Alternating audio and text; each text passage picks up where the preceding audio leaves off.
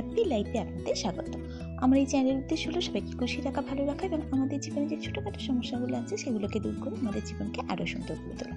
তো আজকে আমি যে বিষয়টি নিয়ে আলোচনা করব সেটা হচ্ছে আমরা কিভাবে পজিটিভ এবং গুড প্যারেন্টিং আমরা করতে পারি, অর্থাৎ ভালোভাবে আমাদের বাচ্চাকে কিভাবে আমরা মানুষ করতে পারি বাবা মা হিসাবে।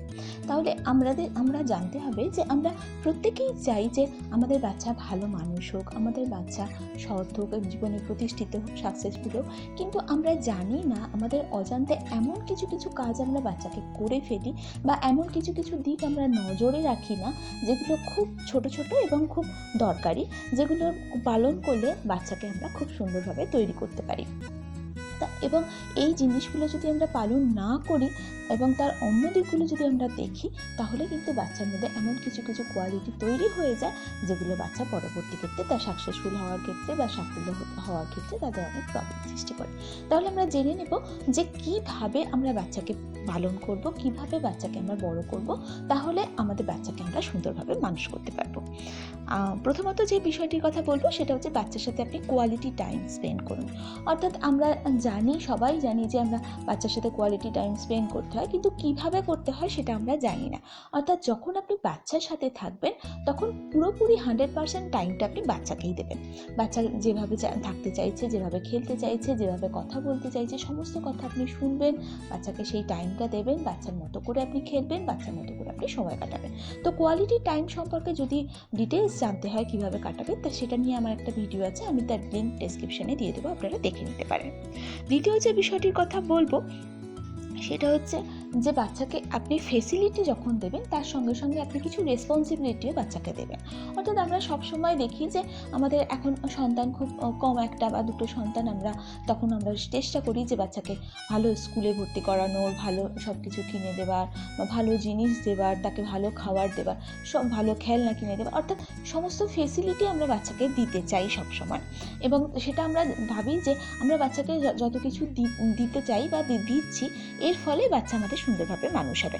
কিন্তু এটা আমরা ভুলে যাই যে বাচ্চাকে যখন আমরা ফেসিলিটি দেবো তার সঙ্গে সঙ্গে কিছু রেসপন্সিবিলিটিও আমরা বাচ্চাকে দেবো। সাকসেসফুল পারসন হতে গেলে যে কোনো দিক থেকে তাকে সঙ্গে রেসপন্সিবিলিটি এবং তার সঙ্গে ইউটিলাইজেশন অফ ফেসিলিটি, সেটাকেও আমাদের মনে রাখতে হবে, বাচ্চাকে সেইভাবে তৈরি করতে হবে। অর্থাৎ বাচ্চা যখন ছোট থাকবে তখন তার প্রয়োজন অনুযায়ী, তার ক্ষমতা অনুযায়ী তাকে ছোট ছোট কাজের দায়িত্ব দেবেন।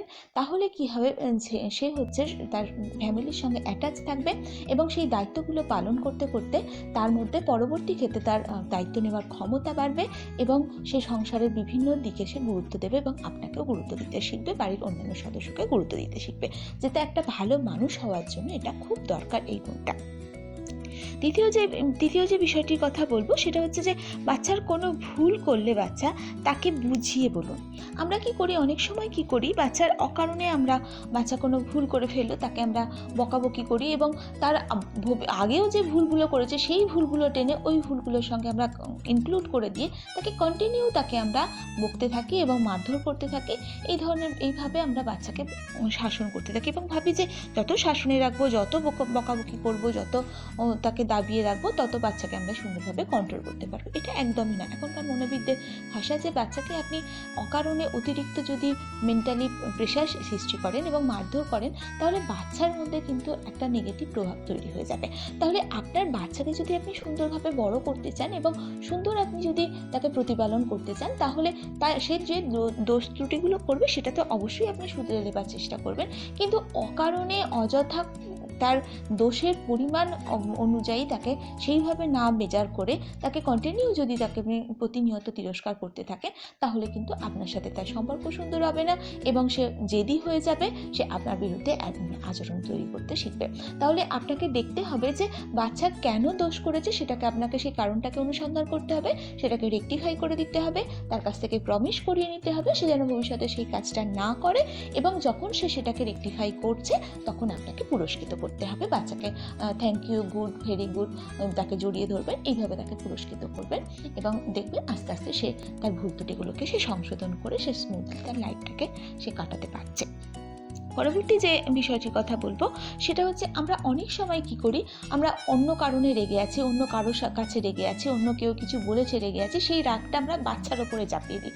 সেই রাগটা বা বাচ্চার ওপরে চাপিয়ে দিই, তাকে বকাবকি করি, তাকে মারধর করি, সেই রাগটাকে আমরা সেখানে না কিছু করতে পেরে বাচ্চার উপরে আমরা সেটাকে পালন করি। এটা আপনি কখনোই করবেন না।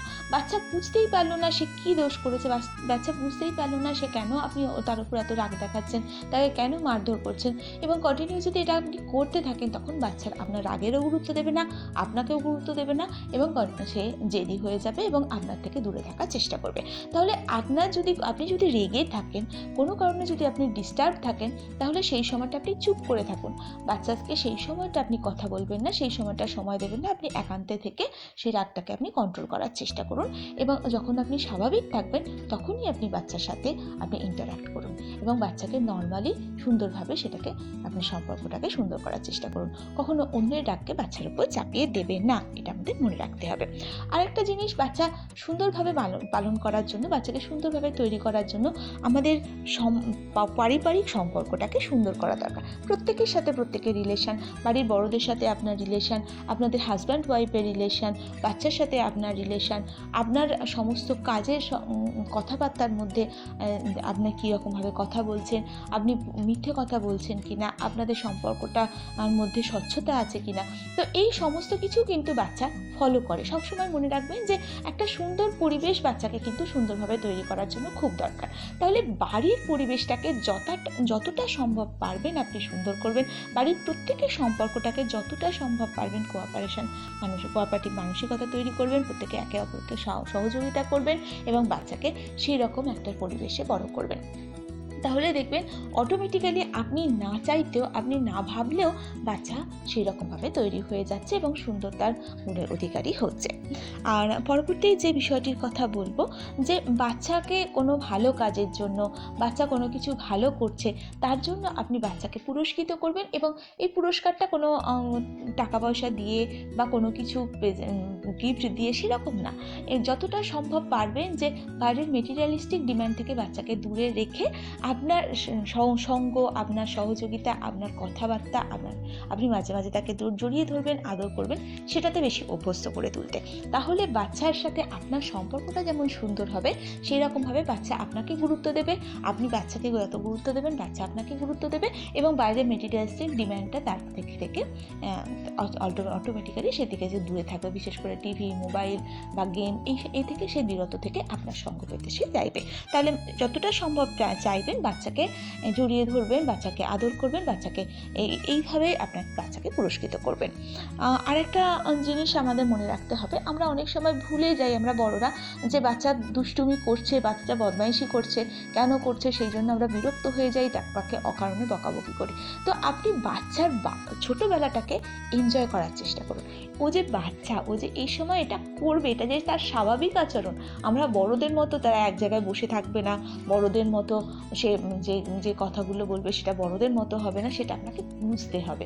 অর্থাৎ বাচ্চা কিন্তু বাচ্চাই, তার মধ্যে একটা সুন্দর ছোট মন আছে, তার মধ্যে একটা চঞ্চলতা আছে, তার মধ্যে একটা সব কিছু অগোছালো একটা ভাব আছে, সেটাকে আপনাকে, সেই স্বাভাবিক জিনিসটাকে আপনাকে কিন্তু বুঝতে হবে, এবং আপনি যেটা চাইছেন সেটাকে ধীরে ধীরে তার মধ্যে চেঞ্জ করতে হবে। আপনি একদিনে চাইলেই আপনার বাচ্চাকে একদিনে আপনি সুন্দরভাবে অর্গানাইজ করে ফেললেন, একদিনেই আপনি বাচ্চাকে সুন্দরভাবে তৈরি করে ফেললেন, সেটা না। আস্তে আস্তে বাচ্চাকে আপনি চেঞ্জ করবেন। এই বাচ্চার ছোটোবেলা তাকে আপনি এনজয় করার চেষ্টা করুন। আপনার পরিবারের সবাই মিলে বাচ্চার ছোটোবেলাটাকে আপনি এনজয় করুন। তবে এটা নয়, কখনোই আপনার বাচ্চার বদমাইশিটাকে আপনি এমনভাবে তাকে গুরুত্ব দেবেন না যাতে সেটার পরিমাণ বেড়ে যায়, বা বাচ্চার দোষ ত্রুটিগুলোকে আপনি ধরে দেবেন না যেটা তার জীবনের পরবর্তী ক্ষেত্রে ক্ষতি হয়, সেটা না। আপনার যেটুকু বাচ্চার স্বাভাবিক জিনিস, যেটা বাচ্চার নর্মাল জিনিস, ভালো জিনিস, সেটাকে আপনি সেভাবে গ্রহণ করার চেষ্টা করুন, এবং বাড়ির বড়দেরও সেইভাবে গ্রহণ করার চেষ্টা করুন। আর সবথেকে লাস্ট আমি যেটা বলবো, যে বাচ্চার আপনি রোল মডেল হওয়ার চেষ্টা করুন। বাচ্চা কিন্তু আপনাকে দেখেই শিখছে, সেটা মনে রাখতে হবে। আমরা বাবা মা এদের দেখেই বাচ্চা কিন্তু শেখে। মা যেরকমভাবে বাচ্চার সামনে উপস্থিত হবে সেরকমভাবেই বাচ্চা শিখবে। সেই জন্য আপনি নিজেকে সুন্দর রাখবেন, আপনি নিজেকে নিজের একটা সময় শরীরচর্চা করবেন, আপনি নিজেদের সম্পর্কটা সুন্দর করবেন, আপনার কথা বলার ধরন যেন সুন্দর হয়, আপনার কথা বলার মধ্যে যেন সত্যতা থাকে, স্বচ্ছতা থাকে এবং আপনি অন্যের প্রতি কোঅপারেটিভ মানসিকতা দেখাবেন। অর্থাৎ আপনার গুণগুলো কিন্তু বাচ্চা ফলো করবে। তাহলে আপনার গুণাবলীগুলো সুন্দর যত আপনি করতে পারবেন, নিজেকে যত সুন্দরভাবে বাচ্চার সামনে প্রেজেন্ট করতে পারবেন, তত সুন্দরভাবে কিন্তু বাচ্চাকে আপনি তৈরি করতে পারবেন। তাহলে এই জিনিসগুলো আপনাকে মাথায় রাখতে হবে এবং বাচ্চাকে অটোমেটিক্যালি দেখবেন যে বাচ্চা সুন্দরভাবে তৈরি হয়েছে। তাহলে এবং তার সঙ্গে সঙ্গে আপনি সুন্দরভাবে আপনি একটা সময় পড়াশোনা করবেন, আপনার বাড়ির সবাই মিলে একটা সময় বসে খাবেন। তাহলে এই জিনিসগুলো, এই ফেসিলিটিগুলো বাচ্চাকে দেবেন এবং আপনার সম্পর্কটা সুন্দর হবে। তাহলে অটোমেটিক্যালি বাচ্চা যখন দেখবে যে আপনি পাঞ্চুয়াল হচ্ছেন, আপনি ঠিক কাজ করছেন, তখন সেই টাইমটা বাচ্চা অটোমেটিক্যালি মেনটেন করবে এবং সেই জিনিসগুলো আপনাকে ফলো করবে এবং বাচ্চা অটোমেটিক্যালি সুন্দর হবে। তাহলে আমাদের পজিটিভ এবং গুড প্যারেন্টিংয়ের জন্য এই জিনিসগুলো যদি আপনারা ফলো করেন, আশা করি আপনার বাচ্চাকে আপনি সুন্দরভাবে বড় করতে পারবেন এবং স্মুথলি তার লাইফটাকে আপনি তৈরি করতে পারবেন। আপনারা সবাই ভালো থাকবেন, খুব ভালো থাকবেন। আমার ভিডিওটা কেমন লাগলো অবশ্যই আপনি কমেন্ট বক্সে কমেন্ট করবেন এবং আমার পারলে লাইক করবেন, শেয়ার করবেন সবার সাথে। নমস্কার, সবাই ভালো থাকবেন, খুব ভালো থাকবেন।